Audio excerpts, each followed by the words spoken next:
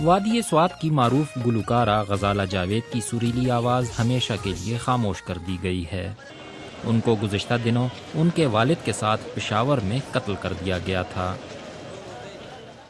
غزالہ جاوید کی بہن فرحت جاوید نے غزالہ کے سابق شوہر ملک جہانگیر اور ان کے 2 ساتھیوں کے خلاف قتل کی FIR درج کرائی ہے۔ ان کا کہنا ہے کہ میاں بیوی میں جھگڑا گانا گانے پر شروع ہوا جو علیحدگی کا سبب بنا۔ میں اس واقعے کی عینی شاہد ہوں۔ میرے والد گاڑی میں بیٹھے تھے کہ جہانگیر اور اس کے 2 ساتھیوں نے میرے والد پر حملہ کر دیا۔ میرے والد نے گاڑی کے دروازے لاک کر دیے مگر ظالموں نے گاڑی کے شیشے توڑ کر ان پر فائرنگ کی جس سے وہ خون میں لت پت ہو گئے۔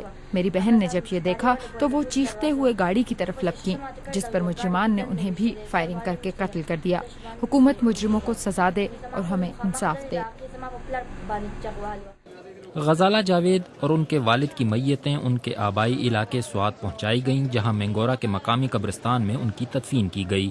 ان کی آخری رسومات میں مقامی فنکاروں سمیت بڑی تعداد میں عام لوگوں نے شرکت کی۔ مقامی فنکاروں کا کہنا ہے کہ اس واقعے سے دیگر فنکار بھی خوف زدہ ہو گئے ہیں۔ غزالہ جاوید میری سہیلی تھی، ہم ایک ساتھ پروگراموں کے لیے جاتے رہے ہیں۔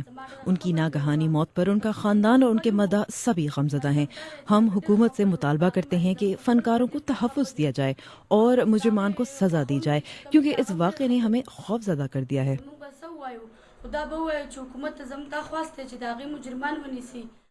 غزالہ جیسی ابھرتی گلوکاراؤں کو پختون معاشرے میں اگر شدت پسندوں کی صورت میں مخالفت کا سامنا نہ کرنا پڑے تو گھریلو اختلاف ان کے خاتمے کا سبب بن جاتا ہے۔